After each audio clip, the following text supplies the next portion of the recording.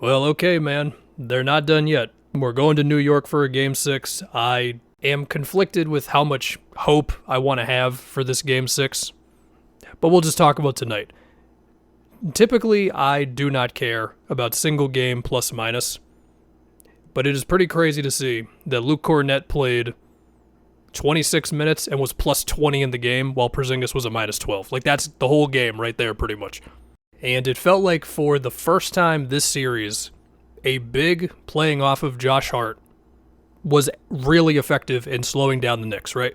This is a big talking point coming into the series. Something happened with Porzingis, clearly not that dude. But Cornett tonight, I mean, I'm just remembering one where he helps off of Josh Hart on the same side of the floor that Brunson's on, and he blocks him. Josh Hart's trying to drive at him. He blocks that. He blocks Cat after an offensive rebound. I think he gets matched up with Mitch on some play, and then he blocks like OG at the rim or whatever. Not all of this was helping off of Josh Hart, but even so, that was a clear thing. And there's like a stretch there where I'm just looking at it, and I'm like, so Cornett's helping off of Josh Hart. Jaylen Brown is on Brunson. He was on Brunson what felt like a little bit more in this game. You got Drew on Cat, and I'm just thinking to myself, you know what? This looks how it's meant to look, okay? The same exact assortment could not work in the next game. And I think the most dangerous thing that I can have right now is hope. So I'm just going to be cautiously optimistic that they will hopefully be competitive in game six. And we'll take it from there, I guess. But okay, potentially some things to build on. The threes went crazy, and you could just boil it down to that. And sometimes it really is as simple as they went in versus they didn't go in. But I'm going to attempt to talk about them a little bit, okay? I thought there were some interesting things there where, like, Derek White is screening for Jaylen Brown or slipping a screen, or Sam Hauser is slipping a screen for Pritchard, or Pritchard is like a second screener in there with Cat or whatever, which actually freed up Cornett for the lob that he got from Jaylen at the end there.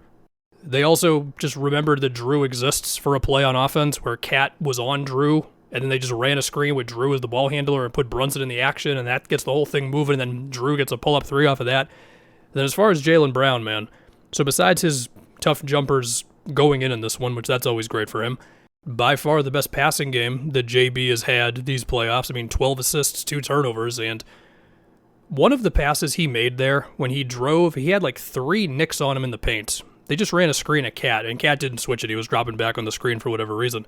And he's got 3 guys on him in the paint.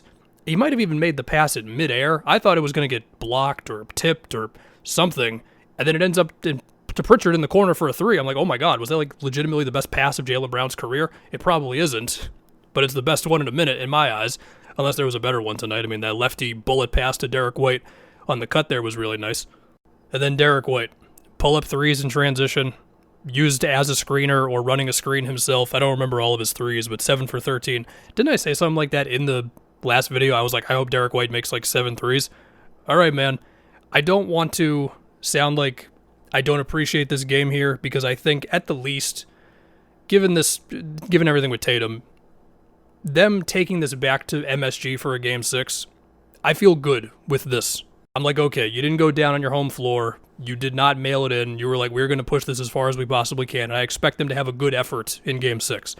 And I also think there's a very real conversation about Cornett's minutes versus Porzingis' minutes at this point. And also, for what it's worth, having Sam Hauser back for his couple of plays a game where he's just flying around off ball or getting in transition is cool.